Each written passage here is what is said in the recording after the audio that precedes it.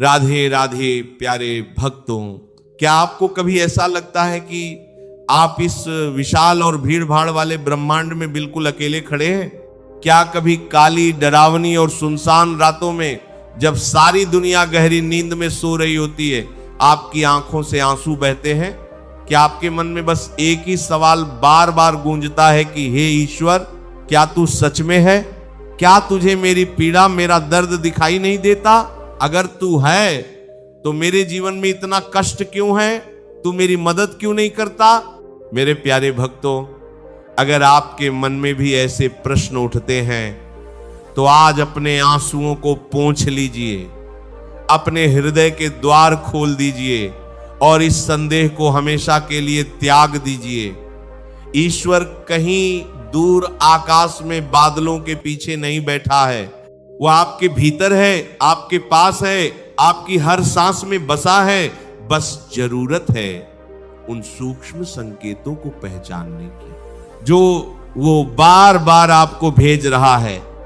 आज मैं आपको वो 4 दिव्य संकेत बताऊंगा जो चीख चीख कर गवाही देते हैं कि परमपिता परमात्मा ने आपका हाथ थाम रखा है। अगर इनमें से एक भी संकेत आपके जीवन में घट रहा है तो समझ लेना कि आप भीड़ का हिस्सा नहीं है, आप खास हैं। सबसे पहला और सबसे शक्तिशाली संकेत है आपके स्वभाव में बदलाव आना।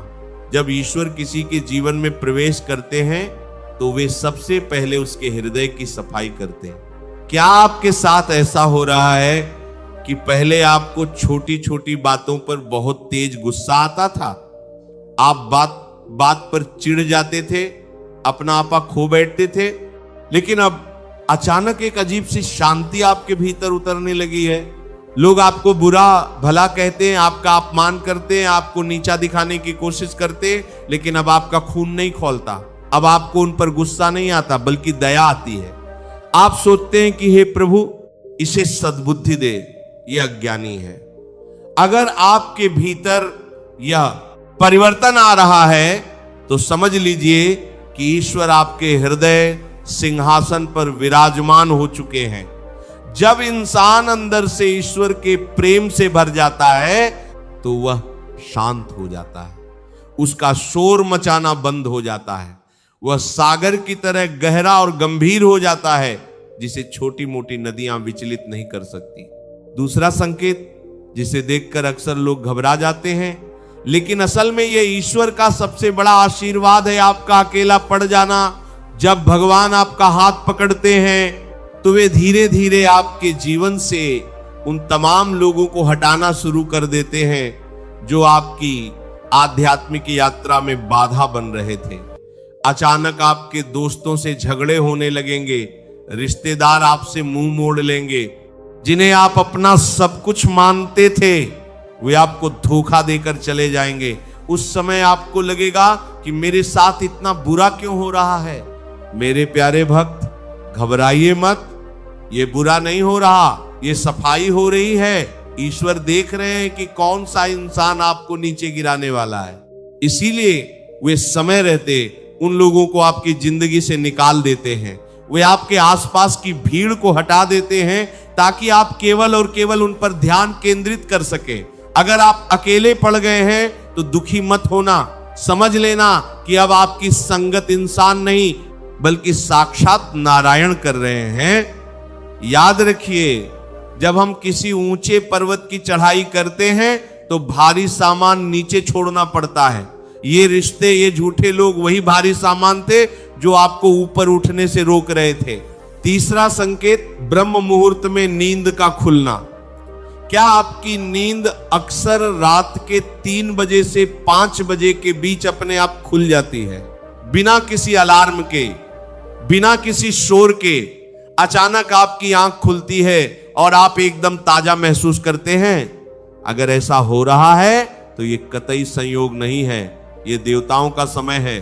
अगर इस वक्त आपको जगाया जा रहा है तो वो इसका मतलब है कि परमात्मा आपको बुला रहा है। वो चाहता है कि आप उस समय जागे जब दुनिया सो रही हो, ताकि आप उनसे एकांत में बातें कर सकें। ये ईश्वर का वीआईपी निमंत्रण है जिसे बहुत कम लोग समझ पाते हैं। अगर आपकी नींद खुलती है तो करवट लेकर सोइए मत, बल्कि उठकर बैठ जाइए और उस शक्ति को महसूस कीजिए।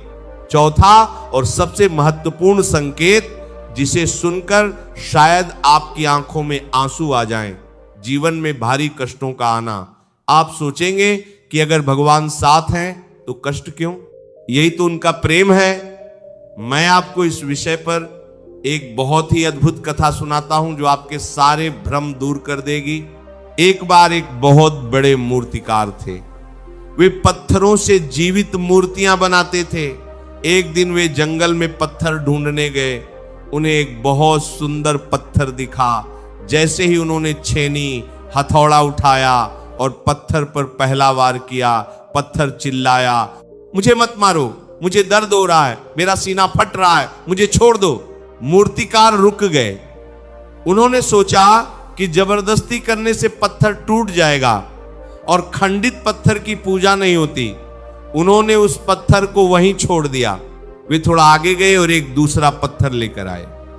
उन्होंने उस पर अपनी छेनी और हथौड़े से वार किया। उस पत्थर को भी उतना ही भयंकर दर्द हुआ, लेकिन वह पत्थर चुप रहा। मूर्तिकार ने पूछा, क्या तुम्हें दर्द नहीं हो रहा? पत्थर ने कहा, हो रहा है, बहुत ज्यादा हो रहा है, लेकिन आप अपना काम कीजिए। मैं जानता हूं कि आप मुझे कुछ सुंदर और दिव्य बना रहे हैं। अगर इसके लिए मुझे टूटना भी पड़े, बिखरना भी पड़े, तो मैं तैयार हूं। आप रुकिए मत।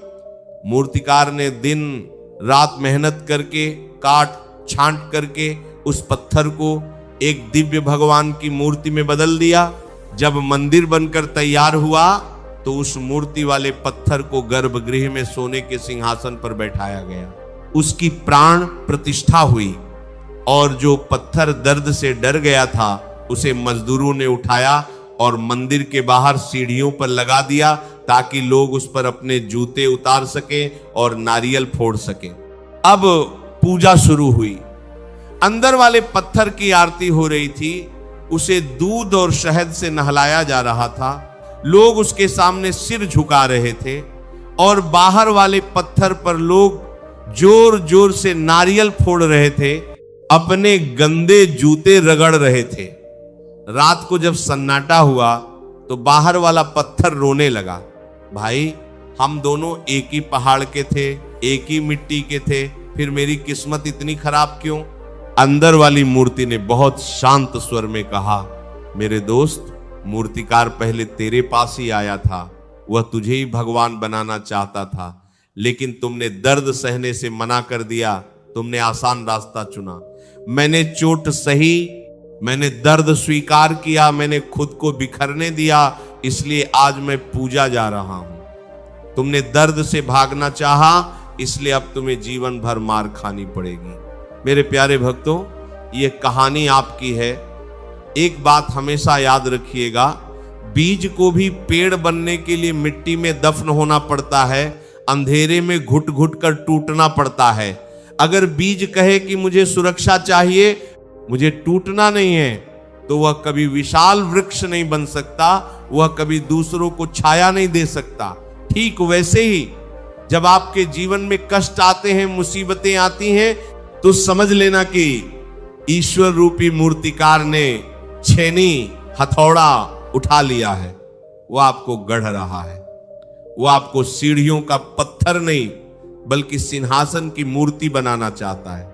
ईश्वर आपको दंड नहीं दे रहा, वो आपको तैयार कर रहा है किसी बहुत बड़ी जिम्मेदारी के लिए। जब तीर को बहुत दूर तक छोड़ना होता है तो धनुष की प्रत्यंचा पर उसे उतना ही पीछे खींचना पड़ता है। अगर जिंदगी आपको पीछे खींच रही है तो सरकार वो उसे बरपर नहीं के लिए करता है। मच जाइए कि वह आपको बहुत आगे फेंकने की तैयारी कर रही है। आपकी असफलताएं, आपके दुख, आपके आंसू, ये सब वो आगे जिसमें तप कर आप कुंदन बनेंगे। जीवन में धैर्य, सब्र सबसे बड़ी तपस्या है। कई बार हम मंजिल के बहुत करीब होकर भी वापस लौट आते हैं, क्योंकि हमें आगे का रास्ता दिखाई नहीं देता और हमारे अंदर का डर हमें डरा देता है। याद रखिए, सबसे घना अंधेरा सुबह होने से ठीक पहले होता है। अगर आज आपकी जिंदगी में बहुत अंधेरा है तो समझ लीजिए कि सूरज निकलने ही वाला है।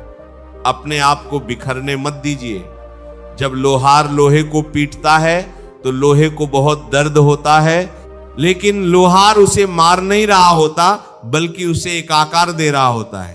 अगर लोहा बीच में टूट जाए तो वह कबाड़ बन जाता है। आपको कबाड़ नहीं बनना है, आपको फौलाद बनना है। इसलिए डटे रहिए, रुके रहिए। ईश्वर की अदालत में देर है, अंधेर नहीं। आपका हर एक आंसू, आपकी हर एक आह उस परमात्मा के पास दर्ज हो रही है। उसका ब्याज सहित फल आपको मिलेगा। सोचिए, जिसने आपको बनाया है, क्या उसे आपकी चिंता नहीं होगी? एक मां अपने बच्चे को कभी भूखा नहीं सुलाती तो वह जगत पिता आपको कैसे बेसहारा छोड़ देगा? बस अपनी श्रद्धा की डोर को कमजोर मत होने देना। विश्वास रखिए, चमत्कार उन्हीं के साथ होते हैं जो अंत तक हार नहीं मानते। तो अगली बार जब कष्ट आए, जब लगे कि सब रास्ते बंद हो गए, तो शिकायत मत करना, रोना मत, बल्कि हाथ जोड़कर, सिर झुकाकर उस परमात्मा से कहना, हे प्रभु, आपकी हर चोट का स्वागत है। आप मुझे जितना चाहे घिसिए, जितना चाहे परखिए, मैं उफ नहीं करूंगा, मैं भागूंगा नहीं, क्योंकि मैं जानता हूं कि आपके हाथों में मैं सुरक्षित हूं। आप मुझे जो भी बनाएंगे वो अद्भुत ही होगा। तेरी रजा में ही मेरी रजा है। ये 4 संकेत, शांति, अकेलापन, ब्रह्म मुहूर्त में जागरण और संघर्ष, ये ईश्वर के हस्ताक्षर हैं आपके जीवन के पन्नों पर। अपने आंसुओं को पोंछ डालिए।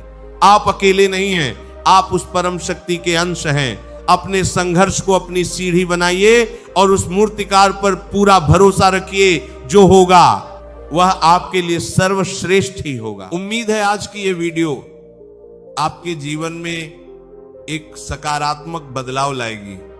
अगर आपको इस वीडियो से कुछ नया सीखने को मिला या कोई प्रेरणा मिली तो इसे लाइक करके हमारा उत्साह जरूर बढ़ाएं। आपके मन में क्या विचार हैं, हमें कमेंट्स में राधे राधे लिखकर जरूर बताएं। आपके हर एक कमेंट से हमें प्रेरणा मिलती है। ऐसे ही और भी ज्ञानवर्धक और मोटिवेशनल वीडियो देखने के लिए चैनल को सब्सक्राइब करें और बेल आइकन को ऑल पर सेट कर दें ताकि आप कोई भी अपडेट मिस न करें। मिलते हैं अगली वीडियो में। भगवान आपको हमेशा खुश रखे। राधे राधे।